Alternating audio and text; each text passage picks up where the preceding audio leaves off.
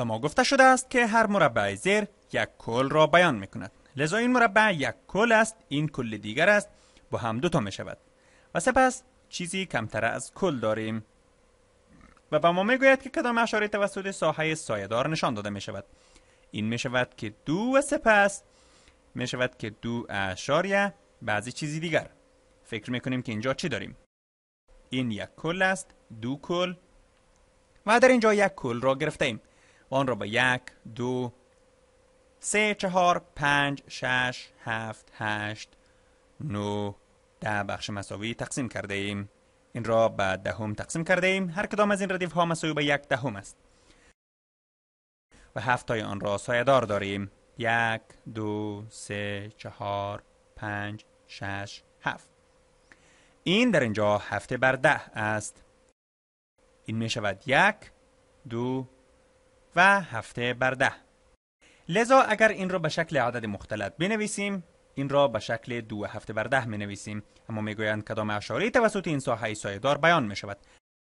به جای نوشتن 2 و 7/10 می توانیم 2.7 بنویسیم، به خاطر که خانه سمت راست اشاری آن خانه 10 است.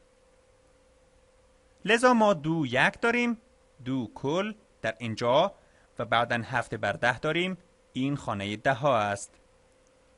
جواب خود را بررسی میکنیم. درست کار کرده ایم. یکی دیگر از اینها را کار میکنیم. عینی چیز. کدام اشاره توسط این ساحه سایه‌دار نشان داده می شود؟ 3 تا کل داریم و بعدا این کل به 10 تقسیم شده است. حالا این به ردیف های عمودی تقسیم شده است. داریم که 1 2 3 4 5 6 7 8 9 10 ردیف عمودی. آنها با هم مساوی‌اند و به 10 تقسیم شدند و 5 تایشان را رنگ کرده ایم. لذا این یکی در اینجا 5/10 است. این 3 تا کل و 5/10 است. این قرار است که 3 تا کل شود و در خانه 10 ما 5 را میگذاریم. 3.5 3 کل و 5/10. جواب خود را بررسی میکنیم. جواب ما درست است. یک مقدار دیگر باز هم کار میکنیم. کدام اشاری را ساحه رنگ شده یا سایه‌دار نشان میدهد؟ در اینجا میبینیم 100 تا مربع داریم. میبینید که 10 ستون داریم. هر کدامش دارای 10 تا مربع میباشد.